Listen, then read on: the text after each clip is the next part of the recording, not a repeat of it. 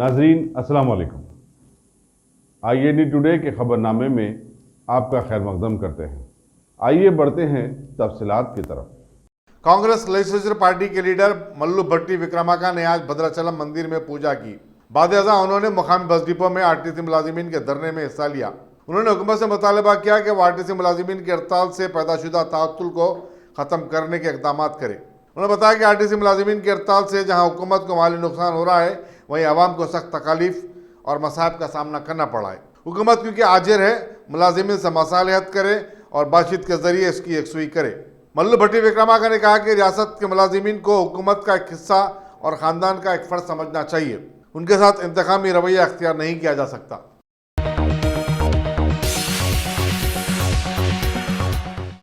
Hakimpet depot से वाबस्ता एक बस कंडक्टर रघु की क़ब्र पर हमले के बाद मौत हो गई।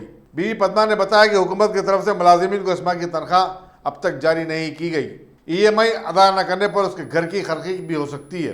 रघु के साथी RTC मुलाजिमीन भी एक रैली की शक्ल में उसके घर पहुंचकर उससे हमदर्दी का इजहार किया। बताया जाता है कि रघु एक अरसे से अलवाल इलाके में रहता था।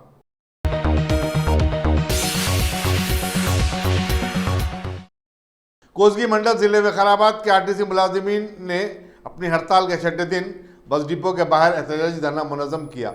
मुख्तलिफ ट्रेड यूनियन तंजीमों के कायदीन भी उनके साथ शामिल हो गए।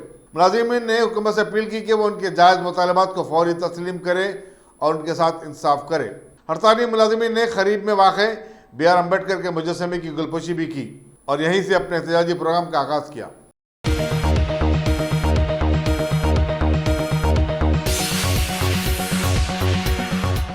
की सहूलत भी मौजूद है। अगर आप अपने घर, दुकान, सोसाइटी, स्कूल वगैरह को सेफ और क्राइम फ्री बनाना चाहते हो तो इंस्टॉल कीजिए CCTV कैमरा जो HD क्लियरिटी के साथ दस्तयाब है।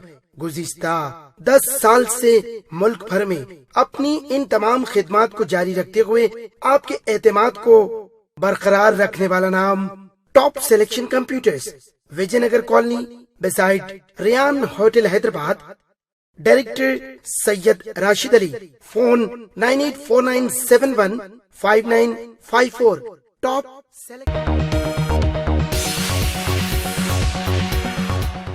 पुलिस ने शमशाबाद की कनका परमेश्वरी मंदिर से तलाई जेवरात के सरखे का मामला हल कर लिया है। इस सिलसिले में एक मुलजिम को गिरफ्तार किया गया। ACP शमशाबाद अशोक कुमार गौड़ ने मीडिया को बताया कि मुलजिम एस धनराज के कब्जे से 130 ग्राम तलाई जेवरात और 200 ग्राम चांदी के जेवरात बरामद किए गए। मुलजिम को बादशाह रिमांड के लिए भेज दिया गया। ముఖ్యంగా ఇలా ఈ కేసు అయిన నుంచి మేము చాలా ఛాలెంజ్ తీసుకొని ఇక్కడ ఇన్స్పెక్టర్ గారు, DI గారు ప్లస్ వాళ్ళ టీం అంతా బాగా తిరిగి రాత్రిళ్ళు బాగా తిరిగి అందరు సస్పెక్ట్లు తీసుకురావడం, ఎందరో సస్పెక్ట్లు తీసుకురావడం జరిగింది. అందులో ఈ సస్పెక్ట్ తీసుకురావడం జరిగింది. అయితే ఈ సస్పెక్ట్ అతడు కన్ఫెషన్ ద్వారా అన్ని రికవర్ చేయడం జరిగింది. ఇతడి మీద డెఫినెట్గా మేము AD యాక్ట్ కూడా ఇనిషియేట్ చేయడం జరుగుతుంది. ఎందుకంటే గతంలో కూడా జైలు పోయిండు, మళ్ళీ కూడా బయటకు పోతే ఇతడు జైలు పోతాడు. ఎందుకంటే ఇతడు తాగుడుకు అలవాటు అయినాడు. ఇతడు సూరారం కాలనీలో అతడు భార్యతోనే ఉంటున్నాడు. భార్యను కూడా విడిచిపెట్టడం జరిగింది. ఇద్దరు పిల్లలు కూడా ఉన్నారు. అయితే ఎక్కడంటే అతడు అక్కడ ఉంటే పోలీసులు దొరకబడతారని చెప్పి ఐడెంటిఫై చేస్తారని చెప్పేసి దూర ప్రాంతంలో ఉండాలని చెప్పి శంషాబాద్ వచ్చేసి ఒక ప్రైవేట్ రూమ్లో అంటే ఎక్కడ ఐసోలేటెడ్ ప్లేస్లో ఒక రూమ్ తీసుకోకుండా ఎక్కడంటే అక్కడ వండుకుంటూ తాక్కుంటూ ఈ వ్యసనాలకు అలవాటు దొంగతనం చేస్తుంది. కాబట్టి ఇతడు మారాడు కాబట్టి ఖచ్చితంగా PD యాక్ట్ ఇతడు మళ్ళీ వస్తే మళ్ళీ దొంగతనం చేసే అవకాశం ఉన్నది. కాబట్టి PD యాక్ట్ కూడా ఇనిషియేట్ చేయడం జరుగుతుంది. వీళ్ళకు ఎవరైతే ఈ టీంకు ఎవరైతే ఇన్వాల్వ్ అయ్యారో ఎవరు బతుకుందో వాళ్ళకు CP గారికి మేము రివార్డు ఇవ్వమని చెప్పి రికమెండ్ చేయడం జరుగుతుంది. కేసులో కూడా మాకు ఇన్ఫర్మేషన్ ఉన్నది, అది త్వరలో పట్టుకుంటాము.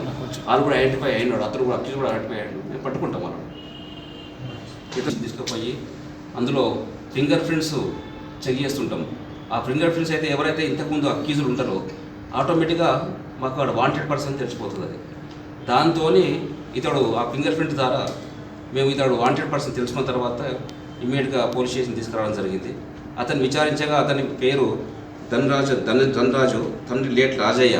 ఇతడు SC బై క్యాస్ట్, సూరారం కాలనీలో ఉంటున్నాడు. సూరారం కాలనీ అంటే జీడిమెట్ల దగ్గర మనకు డొండిగల్ PS కిందకి వస్తుంది. అది అతడు ఇంతకుముందు కూడా గతంలో ఒక 4 కేసుల్లో ఇన్వాల్వ్ అయ్యిండు.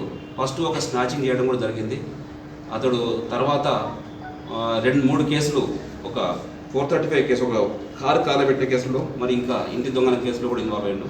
అతను మూడు సార్లు కూడా జైలుకు పోవడం జరిగింది గతంలో కూడా.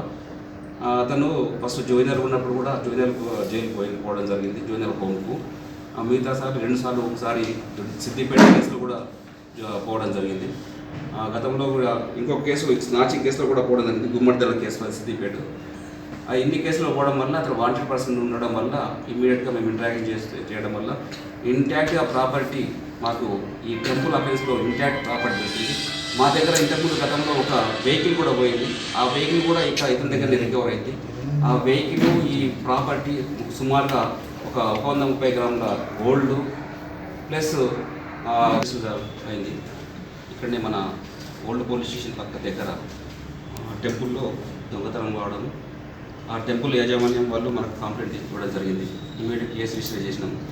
అయితే ఈ టెంపుల్ దొంగతనాలు ఎవరెవరు చేశారని చెప్పి మేము విచారిస్తున్నాగా ఇప్పుడు ఒక ధనరాజ్ అనే వ్యక్తి నైట్లో అనుమానాస్పదంగా సంచరిస్తున్నాం. बारिश वक्त पर हो और मामूल के मुताबिक हो तो वो रहमत होती है, लेकिन बेतहाशा और बेवक्त हो तो वो गिरा साबित होती है। तेलंगाना में मुसलसल वक्त बेवक्त की बारिश से तरकारी की फसलों को भारी नुकसान पहुंचा है। इसका नतीजा ये निकला कि रियासत खासकर हैदराबाद में तरकारी की कीमतों में ज़बरदस्त इजाफा हुआ है। एक मुकामी तरकारी फरोश लिंगम मामूल की कीमत से 3 गुना कीमत पर सब्जी फरोख्त कर रहा है। उसने बताया कि वो 2 हफ्ते कबल 10 रुपये किलो टमाटर फरोख्त करता था, अब यही टमाटर 7 रुपये किलो बेच रहा है। तरकारी की फसलों को होने वाले नुकसान की वजह से तरकारी की किल्लत हो गई है। पहले जहां मार्केट को 10 लारियां पहुंचा करती थी, अब सिर्फ 2 लारियां पहुंच रही हैं। उसने बताया कि हम 50 रुपये किलो टमाटर खरीद रहे हैं और उसे 60 रुपये में फरोख्त कर रहे हैं। आलू और दूसरी तरकारियों का भी यही हाल है। आरटीसी की हड़ताल की वजह से भी तरकारी महंगी हो गई है, क्योंकि मज़ाफ़ाती इलाकों से शहर की मंडियों को आरटीसी बसों के जरिए तरकारी लाई जाती है। एक शहरी ने कहा कि अगर तरकारी की इसी तरह किल्लत रही तो ये कीमतें आसमान को छू जाएंगी और जो टमाटर 60 रुपये किलो बिक रहा है वो 100 रुपये किलो बिक सकता है।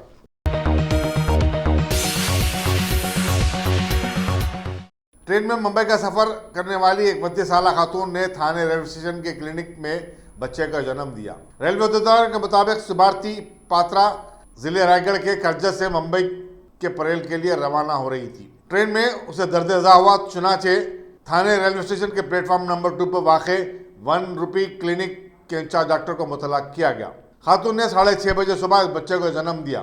ये क्लिनिक एक खानगी इदारा चलाता है। इसके सीईओ डॉक्टर राहुल घुले ने बताया कि जच्चा बच्चा दोनों अच्छे हैं और उन्हें करीबी खानगी हॉस्पिटल को मुंतकिल कर दिया गया है। उन्होंने बताया कि थाने रेलवे स्टेशन पर यह 10वीं जज्जी थी। रेलवे ने तमाम बड़े स्टेशनों पर ऐसे क्लिनिक कायम किए हैं जहां मुसाफिरीन सिर्फ 1 रुपये के अवज़ डॉक्टरों से अपना इलाज करवा सकते हैं। गुले ने बताया कि इससे मालूम होता है कि इमरजेंसी हालात में एक क्लिनिक की कितनी अहमियत होती है। इमरजेंसी मेडिकल क्लिनिक कायम करने पर उन्होंने रेलवे हुक्काम का शुक्रिया अदा किया।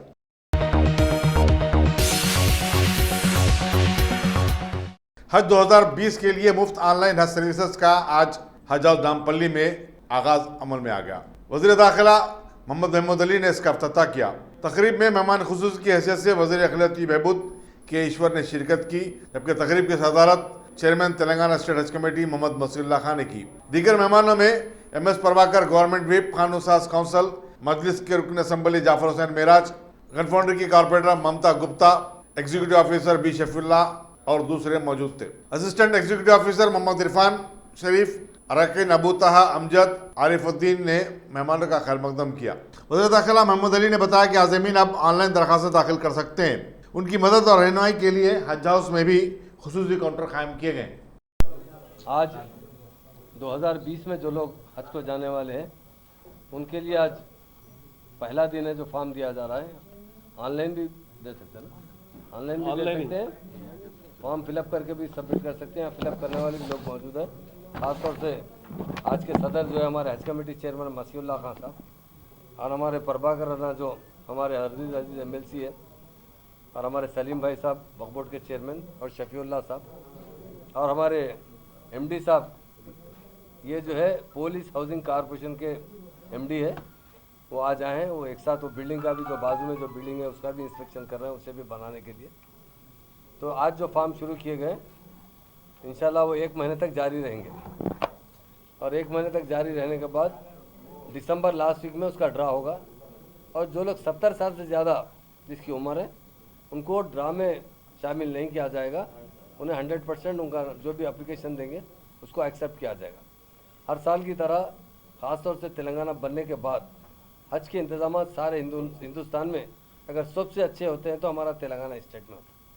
और तेलंगाना स्टेट बनने के बाद ख़ासतौर से हमारे ऑनरेबल सीएम साहब ने तमाम फेस्टिवल के साथ हज को जाने वाले जो हमारे अल्लाह के मेहमान होते हैं जो हमारी स्टेट से जाते हैं उनको अच्छे से अच्छे इंतजाम करने के लिए जितना भी बजट हो जितना भी खर्चा हो उसके लिए कोई लिमिटेशन नहीं लगाएगा। उनके लिए माकूल इंतजाम करने की हिदायत दी है। और ख़ास तौर से हमारे चेयरमैन हज कमेटी चेयरमैन मसीउल्लाह साहब बनने के बाद से पहले दिन ब दिन बहुत बेहतरी आ रही थी मगर पिछले साल बहुत अच्छे इंतजाम किए गए। इंशाल्लाह आने वाले साल में भी जो उसमें खामियां हैं उसे दूर किया जाएगा और हाजियों को यहाँ तो हमारी तरफ से पूरी सहूलत पहुँचाई जा रही है। हज को जाने के बाद ख़ासतौर से मदीने में कुछ लोगों को आगे पीछे ठहराया गया। कुछ लोगों ने शिकायत की। मैं उस मामले में कुछ दिन पहले हमारे हज कमेटी चेयरमैन और हमारे सेक्रेटरी साहब शफीउल्लाह साहब दिल्ली जाकर सेंट्रल हज कमेटी में ये शिकायत की थी कि हमारे हाजियों को अच्छी से अच्छी जगह वहाँ पर ठहरने का मौका दिया जाए। ये बहुत दूर दूर रहे तो वो इबादत नहीं कर सकते। इंशाल्लाह आने वाले वक्त में हम ज़रूर सेंट्रल हज कमेटी चेयरमैन साहब से और सेंट्रल मिनिस्टर साहब से हम रिक्वेस्ट करेंगे तेलंगाना का भी एक उस डेलीगेशन में हमारे पास हमारे हज कमेटी चेयरमैन हो या किसी को यहाँ से भिजाया जाएगा ताकि वो अच्छे से वहाँ पर जो अकोमोडेशन है उसके इंतजाम देखकर आ सकें आप लोगों को किसी किस्म की तकलीफ ना हो।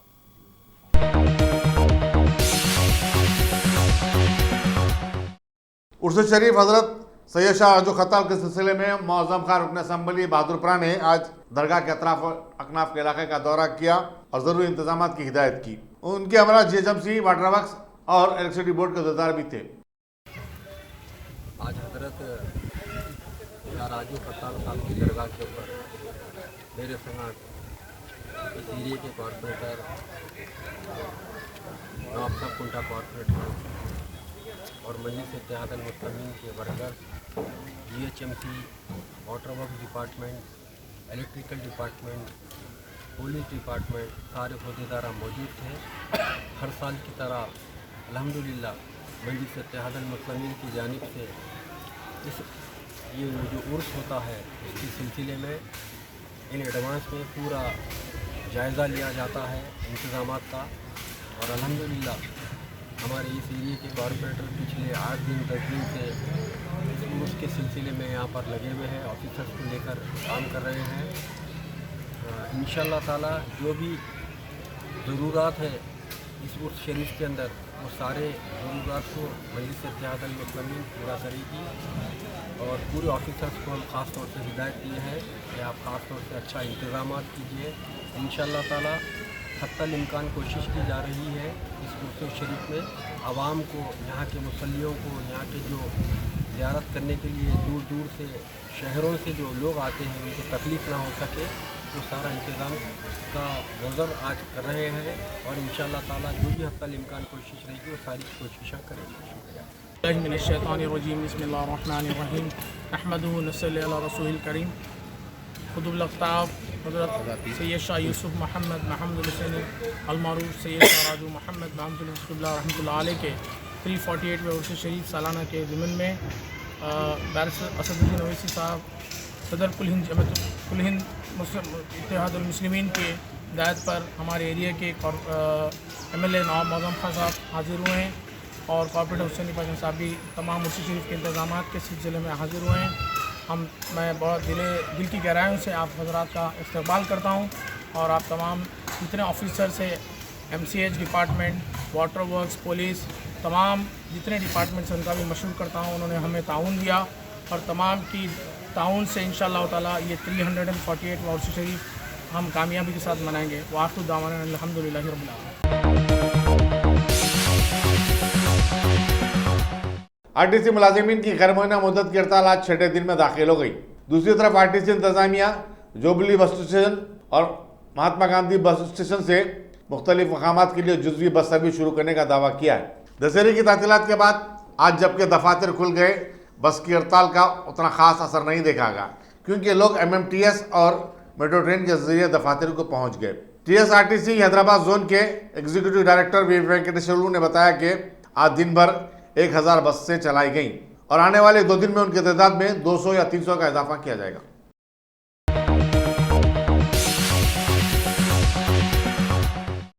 रियासती वज़ीर ट्रांसपोर्ट अजय कुमार ने कहा है कि हुकूमत 11 अक्टूबर से आरटीसी की मामूल की खिदमत बहाल करने के लिए इकदाम कर रही है। उन्होंने कहा कि 14 अक्टूबर से तालीमी इदारे खुलने वाले हैं और बसों को अपने मुकर्रर वक्त पर चलाने के लिए जरूरी इंतजाम किए जाएंगे। हर डिपो में पूरा निज़ाम वैसे ही होगा जो कि मुलाजिमीन की हड़ताल से पहले था। वज़ीर ट्रांसपोर्ट ने तमाम मज़ला के आरटीसी उद्योगदारों के साथ वीडियो कॉन्फ्रेंस भी की। अजय कुमार ने आरएसी बस ड्राइवरों और कंडक्टरों की जानिब से मनमानी किराए वसूली के खिलाफ इंतबाह दिया और कहा कि ऐसी सूरत में उनके खिलाफ कार्रवाई की जाएगी। इसी दौरान आरटीसी मुलाजिमीन की जेएससी के सदर अशमत रेड्डी ने कहा कि आरटीसी मुलाजिमीन तनख्वाहों के लिए नहीं बल्कि कारपोरेशन के मुस्तकबिल को बचाने के लिए हड़ताल कर रहे हैं।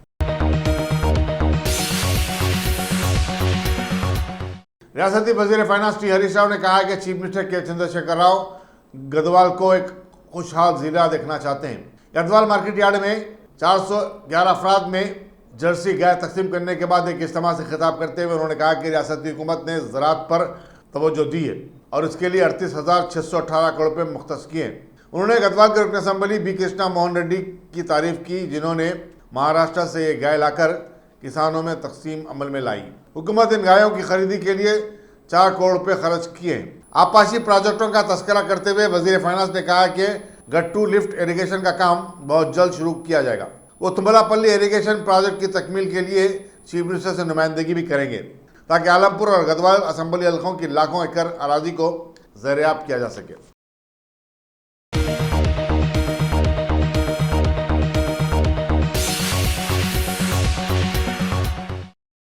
Top selection computers. अगर आप टेक्नोलॉजी के दौर में रहते हुए टेक्नोलॉजी से दूर हैं तो सोचिए मत, आइए एक बार खिदमत का मौका दीजिए। हमारे यहाँ branded computers Dell, HP, Lenovo, laptop accessories उम्दा क्वालिटी निहायत ही वाजिबी दाम पर दस्तयाब है।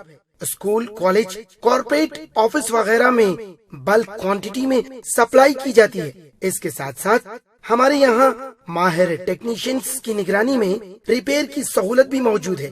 अगर आप अपने घर, दुकान, सोसाइटी, स्कूल वगैरह को सेफ और क्राइम फ्री बनाना चाहते हो तो इंस्टॉल कीजिए CCTV कैमरा जो HD क्लियरिटी के साथ दस्तयाब है। गुज़िश्ता 10 साल से मुल्क भर में अपनी इन तमाम खिदमात को जारी रखते हुए आपके एतमाद को बरकरार रखने वाला नाम top selection computers, Vijayanagar colony beside Riyan hotel Hyderabad. Director Syed Rashid Ali. Phone 9849715954। Top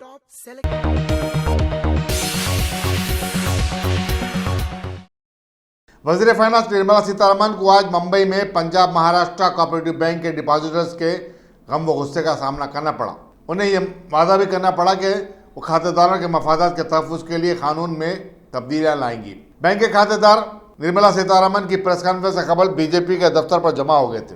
वाज़ेह है कि पंजाब महाराष्ट्र कोऑपरेटिव बैंक गुज़िश्ता माह से रिजर्व बैंक ऑफ इंडिया की हिदायत के मुताबिक काम कर रही है, जिसके तहत खातेदारों को 25,000 रुपये से ज़ायद रकम निकालने की इजाज़त नहीं है। निर्मला सीतारमण ने अखबारी नुमाइंदों से बातचीत करते हुए कहा कि महकमे फाइनेंस और माशी उमूर के सेक्रेटरीज RBI के डिप्टी गवर्नर से बहुत जल्द मुलाकात करके कोऑपरेटिव बैंकों की नाक़िस कारकर्दगी का जायजा लेंगे और ये तय करेंगे कि आया क़वानीन में कोई तरमीम की ज़रूरत है। वह ऐसे वाक़यात की रोकथाम के लिए कानून साजी के इम्कानात पर भी बातचीत करेंगे। उन्होंने बताया कि बीजेपी की हुकूमत पार्लियामेंट के आने वाले सेशन में एक कानून बनाएगी। वज़ीर फाइनेंस ने बताया कि वो RBI के गवर्नर शक्ति कामत दास से खातेदारों के मफादात के तहफ़्फ़ुज़ के लिए भी बातचीत करेंगी। उन्होंने भरम खातेदारों से कहा कि RBI उनकी शिकायत का जायजा लेगी। इसके ऊपर अभी जो मुझसे मिले हैं PMC के कस्टमर लोग, वो भी सुझाव के नाते वो विषय जिक्र किया है। मैं ज़रूर उस कमेटी जो मैंने आपको विस्तार से बोले, उन कमेटी को इस बात को रखूँगी। उनके विचारधारा में वो भी अगर सुझाव के नाते आते हैं उसके तहत हम का स्टेप्स लेंगे।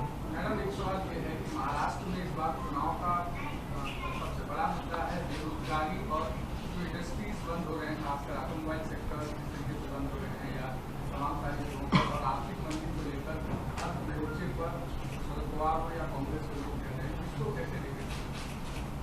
आपको मालूम है कि बजट जुलाई में पेश करने के बाद मैं पूरे देश भर हर सेक्टर के रिप्रेजेंटेटिव्स को उनके यहाँ जाकर मिली या उनको दिल्ली में बुला करके उनसे बात भी की, पूरे मंत्रालय के अधिकारीगण के साथ बैठकर। और हर एक सेक्टर के लिए जहाँ जहाँ हमारी इंटरवेंशन होना था वो भी लगातार हर सप्ताह अनाउंस करते आई, और सेक्टर वाइज उनको कानूनन कुछ भी मदद करना है उसका भी विदाउट हेसिटेशन हम करते आ रहे हैं। वो श्रृंखला अभी भी जारी है। So about economy we are not even thinking or thinking twice, but where help is needed we are extending it. वो जारी रहेगा अभी भी।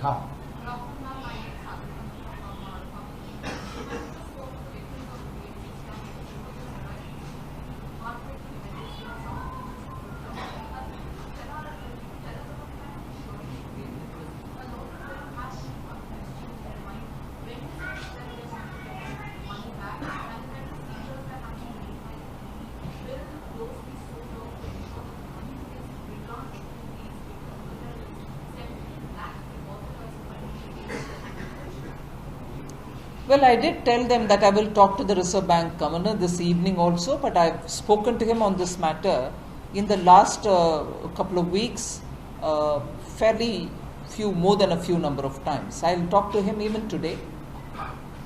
As to when exactly the money will be given, it's not for me to take a call because there is somebody who is doing the resolution appointed by the Reserve Bank. And therefore that is a process driven exercise which only the regulator and the resolution professional can take between themselves. I can only emphasize that it has to be done fairly quickly because I can see them speaking with great distress. Yes. That's not for me to say is what I'm suggesting here. That is between the Reserve Bank and the Reserve Bank appointed professional who manages it. Madam GST को लेकर अभी भी बहुत संघर्ष है। कई व्यापारियों का कहना है हम जीएसटी पेड करते हैं लेकिन उसका रिबेट नहीं मिल पाता, तो उसको लेकर अभी भी बहुत सारा इशू है। इसके लेकर आपको इम्प्रूवमेंट है, सुधार क्या होगा? जीएसटी को लेकर हाँ समझ में आया है जी। रिफंड के विषय में मैंने पिछले I don't know, about 2 announcements earlier, I had mentioned that refunds for all those matters which are pending till before my announcement, it will be cleared within 30 days. और उसके बाद जो नया रिफंड का मामला उठते हैं उनको 60 डेज के अंदर क्लियर करने के लिए हमने आदेश दिया। मैं मॉनिटर भी कर रही हूँ। फिर भी अगर किसी का पैसा अटक के उनका दिक्कत हो रही है, वो प्लीज़ हमें जानकारी भेजने के लिए बोल दीजिए। मैं एक्सेप्शनली उसको डील करती हूँ, मगर सिस्टमैटिकली 60 डेज के अंदर refunds are being paid.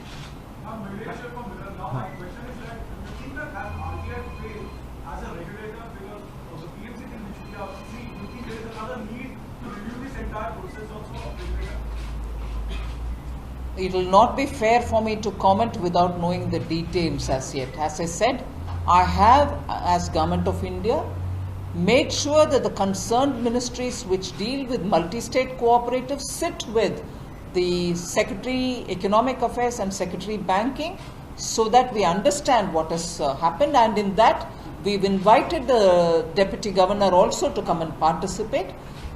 We'll have to take a call after the meeting.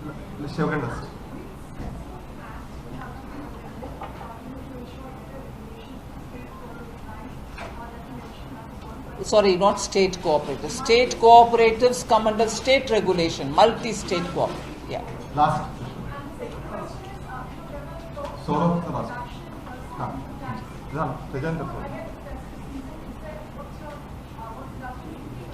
No, on the specific which are the acts I cannot answer now. We'll have to, the team that I have appointed now to look into it after consultation, they'll have to tell me what is lacking. So it is only after that can I speak about it.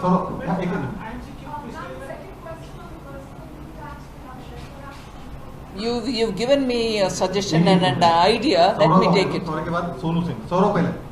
IMC chief has stated that there is a synchronous global slowdown. It will affect India. How do you see it? Well, all right. She's given a statement. We'll take it on board. Sonu Singh, so last बस।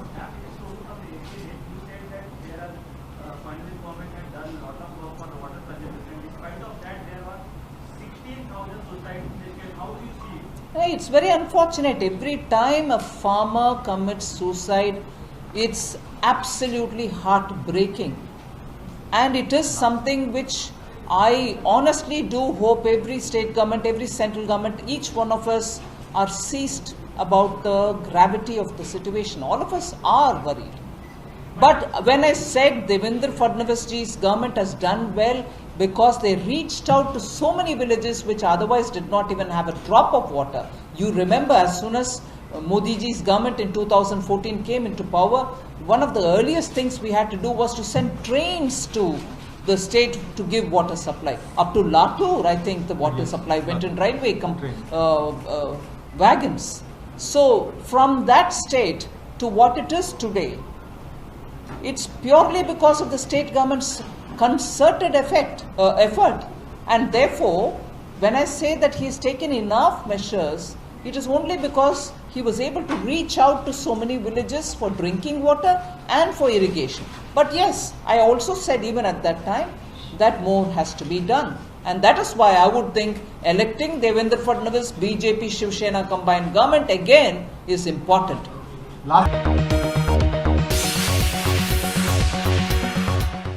जम्मू कश्मीर में दफा 370 की बर्खास्तगी से कबल सयाहों को रियासत का दौरा न करने और जो सयाह वादी में मौजूद थे उन्हें निकल जाने के जो अहकाम जारी किए गए थे, हुकूमत ने आज उन्हें वापस ले लिया।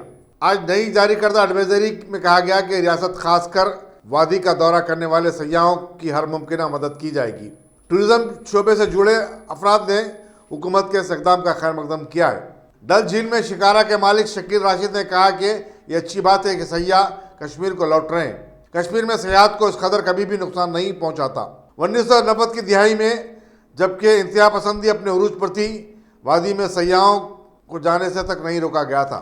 एडवाइजरी जारी होने से कबल 5,21,000 सयाहों और 3,40,000 यात्रियों ने कश्मीर का दौरा किया था। सिर्फ जुलाई में 1,70,000 सयाहों ने रियासत का दौरा किया था। एक होटल के मालिक सुभान ने बताया कि हुकूमत ने एडवाइजरी तो जारी कर दी है, लेकिन मोबाइल फोन और इंटरनेट सर्विस की मुअत्तली के सबब सयाह कश्मीर को आना पसंद नहीं करेंगे।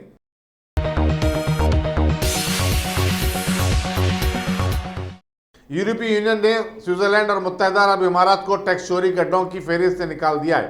यूनियन ने कहा कि दोनों ममालिक ने यूरोपीय टैक्स कवानीन पर अमल करने से इत्तफाक किया है। वाज़ेह है कि यूरोपीय यूनियन ने 2017 में स्विट्जरलैंड को बदनाम ममालिक की लिस्ट में शामिल किया था। 28 यूरोपीय यूनियन ममालिक के वज़राए फाइनेंस ने कहा कि मुत्तहिदा अरब इमारात भी, जिसमें दुबई भी शामिल है, काफ़ी इस्लाहात लाए जा रहे हैं। यूनियन ने जिन 9 बदनाम ममालिक के नामों की फहरिस्त जारी की है, उनमें ओमान, फिजी, ट्रिनिडाड टोबागो वगैरह शामिल हैं।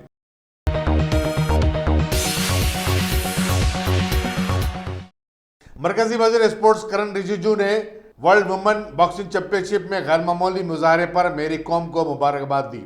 36 साल स्पोर्ट्स वुमेन मेरी कॉम ने रूस में 51 किलो के ज़मरे के क्वार्टर फाइनल में अंग्रित वेल्सिनिया को हरा दिया।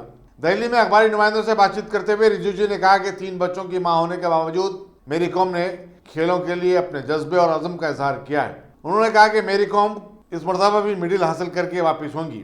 वो माजी में 6 आलमी मेडल हासिल कर चुकी हैं।